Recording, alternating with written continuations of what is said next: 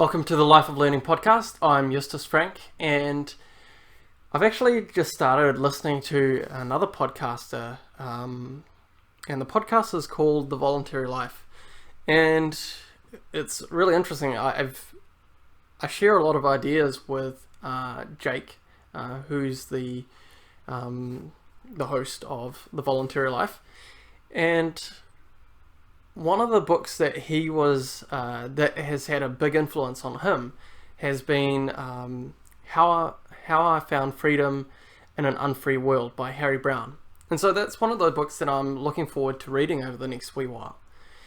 But as I was kind of looking a little bit more into this book, I ended up watching a few videos on YouTube.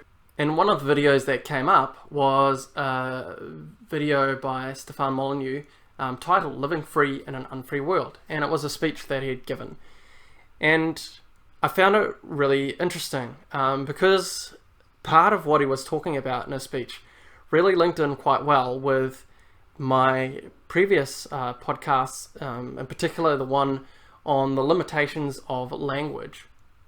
And this whole idea of language and using language has still been something that's very much in my mind, and what is the point of language? What are its limitations, and what is its actual purpose? And in that podcast where I talked about the limitations of language, I made the point that using Thomas Paine's book in particular, The Age of Reason, to argue that, again, that language is very local, and it is also very changeable. In fact, so many things can be redefined in language, and it changes over time, and it changes depending on place. And basically I made the point of trying to seek a common understanding of words and language, and the more that we have in common with other people, the more understandable we become. But I also made the point that language is a tool that we use to pass on knowledge, and it is a tool to pass on knowledge in an explanatory sense. And I think that's the most powerful way that language can be used. Not in a way to convince other people, but rather to explain. And that's what I'm trying to do more and more in this podcast as well, is not to necessarily seek to convince you about anything, but to rather give you an explanation of what I'm thinking at the moment, and I'll talk more about this after I've played this clip. So I basically just edited together the various relevant bits from Stefan's speech, and so I'm going to play that for you now, and then I'm going to make some additional comments after that as well. So here we go. Here's Stefan Molyneux with his speech titled Living Free in an Unfree World, and his comments around language. Because when you're in the dominant paradigm, it doesn't matter what you do. It only matters what you say. I mean, I know feminists who are still pro-Bill Clinton, despite the fact that he used a 22-year-old intern as his cigar holder, and not a very sanitary one either. Because it doesn't matter what you do, it only matters what you say. And he talks, rights for women and all that, and he's married to an ambitious, intelligent woman, and so he's, so feminists like him, despite the fact that, he's just this wretched predator. So you can't fight the dominant culture with language, because the dominant culture is based on language. It's not based on reality. It's not based on reality.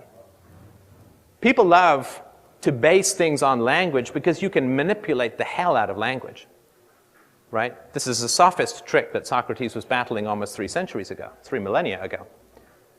Like if I'm in the woods and some grizzly bear comes to attack me and I'm like, you're a bunny, you're a bunny, you're a bunny. What happens? I'm scalped, baby. I'm toast. I'm going to be a bald little rug on the floor of the bear. It's like vengeance, right? Because you can't manipulate reality. But you can manipulate the hell out of language. So people love to base culture on language, but you can't fight language with language. It's like strong wind, you fight it by going, it doesn't work, because you're using the same thing that's coming at you, right? So if you're in the dominant culture, it doesn't matter what you do, it only matters what you say. And I'm going to propose that to change the popular culture, it doesn't matter what you say. It only matters what you do. Words will not save us. Language is killing us. It will not save us. The only thing that will save us, that will save the future, that will save probably the 1,000 or 2,000 people who've died during the course of this speech as the result of the government. The only thing that will save us is the integrity of our actions. Of our actions. Statistically and psychologically, and this is very well validated, more than 90% of communication is nonverbal. Nonverbal. Which means that it is the integrity that you embody that will change people's minds. It is not the words at your command. It is the integrity you embody. They've done amazing studies where children as young as 2 years old can detect whether their parents are racist based on completely tiny little interactions. As young as 2 years old, that is how much communication is nonverbal. That's almost a pre-verbal phase. Now, you've heard these Blink studies from Malcolm Gladwell, where they can predict how likely a doctor is to get sued by listening to 15 seconds of his garbled interactions with a patient, where there's not even any language.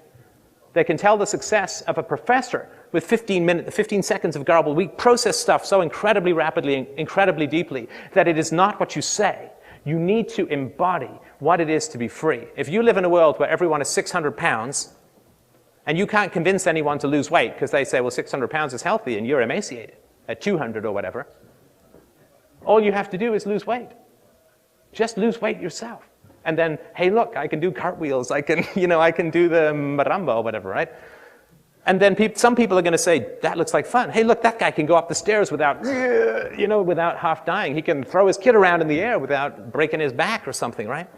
Yay, that looks great. He lives longer. Right? It is through the example that you can set yourself. You need to be kind of like a portal through which people can see the free world of the future. It's not about sitting down with people and hammering them with statistics and arguments. It is about being free yourself. This is what I'm talking about. Not having status in your life is being free. You don't have to self-censor. You don't have to self-censor. You don't have to pretend you're something that you're not. That freedom will either attract people or it will anger them. It will do nothing in between. But if it attracts them, then they will come to you saying, how did you lose all that weight? That's what I want. But you're not sitting there saying, put down that brownie, put down those chips when they think that they're already at a perfectly healthy weight. It's never going to work. So yeah, I hope that you enjoyed that and found that interesting. Some of the highlights sort of parts from that was we said things like, people like to base things on language because you can manipulate the hell out of language. And then he goes on to point out that you can't manipulate reality though. And yes, this is the way that the dominant culture basically seeks to keep the dominant culture.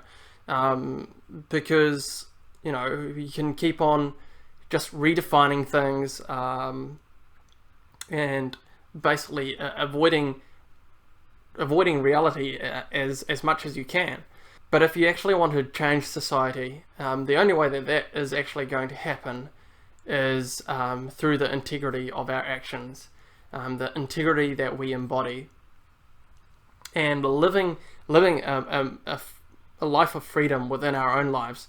And that's why I'm quite excited to, I will at some point soon get on to reading How I Found Freedom in an Unfree World. But even that title alone is something that's very, very powerful. And as Stefan noted there right at the end, that freedom that we live within our lives will either attract people or it will anger people. It will do nothing in between. But if it attracts them, they will come to you and they'll ask, how do you live free like that?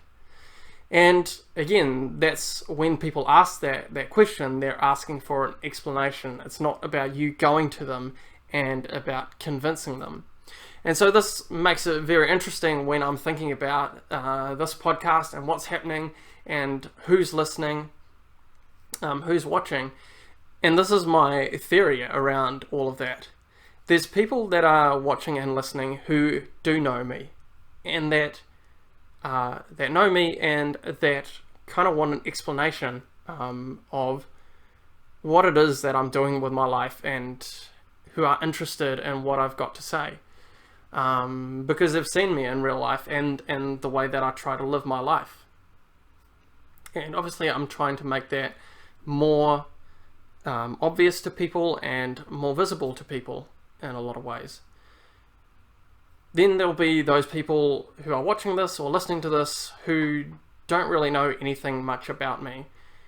And to be honest, I'm guessing that this resonates with you, or you might enjoy watching this, because it is kind of nearly a confirmation of something that you already believe. And as such, it might be helpful information, it might be good knowledge, but it's already something that you attract, that you're already taking your life down. I'm probably not going to actually be convincing you of anything. If you are not taking your life down this track of freedom, what I say is probably not going to convince you.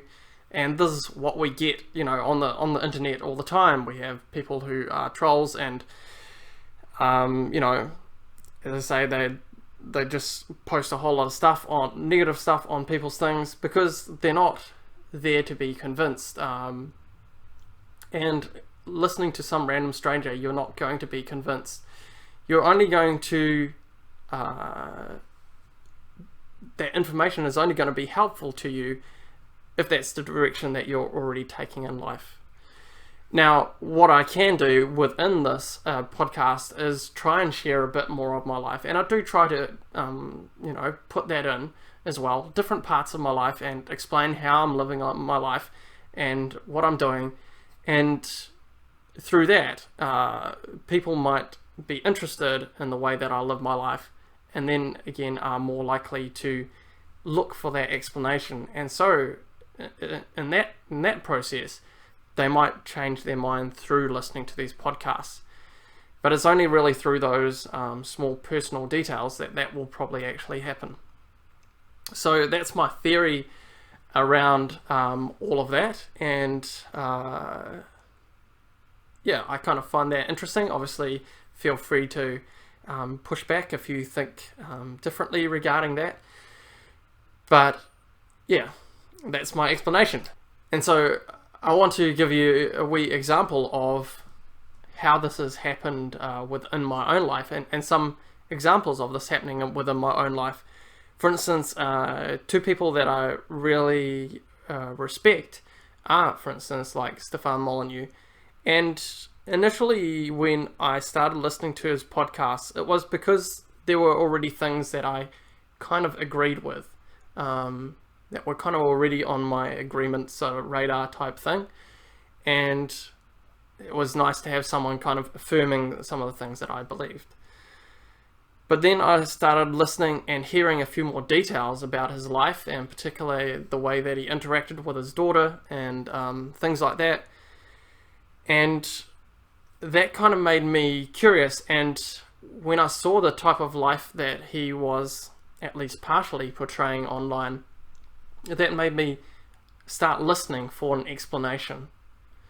And a similar thing also occurred in terms of my brother Zach. Again, I used to be a Christian, but my brother Zach, he'd become an atheist. And one of the most powerful things was still looking at my brother's life and seeing that just because he'd become an atheist didn't mean that he'd lost all sense of morality. And I found that very curious. I found that very fascinating. Is why did he not lose all that sense of morality? Because I was taught that basically you can have no moral standard, you can have no moral integrity if you're an atheist. And that's kind of what I was taught.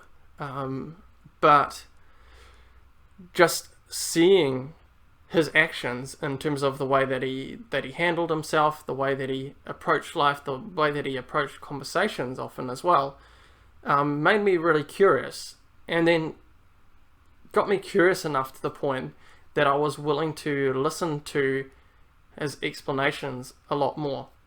And I think that played a huge part in me eventually leaving Christianity, because I was more willing to listen to him, not first and foremost because he had great arguments. He did have great arguments, but it was the fact that I saw in his life that there was something about it that was actually quite attractive. The fact that he still had moral standards, even though he wasn't following a religious code, so to speak. So those are two examples of how this has kind of happened within my own life and how that's worked in my own life. And so I just thought I'd share that with you, and I hope you've really enjoyed this sweet episode. It's certainly been quite fascinating, and it's some episode that I've been wanting to make for quite a wee while. So hopefully I've managed to make it all come together and make it understandable. One last thing I'd like to add is that, as I said, I'm looking forward to reading the book How I Found Freedom in an Unfree World by Harry Browne. And I'm kind of looking for other people to read this with me, so to speak.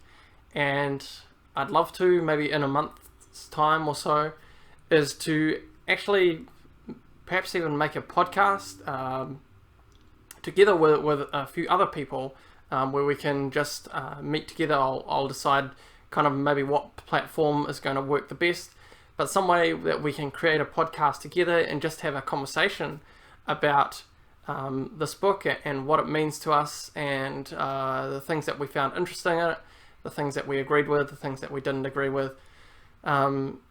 So yeah, I'd love to have a chat with anyone who is keen for that. So just wherever you're kind of watching this, maybe leave a note, leave a comment, or if you can, head to my Facebook page.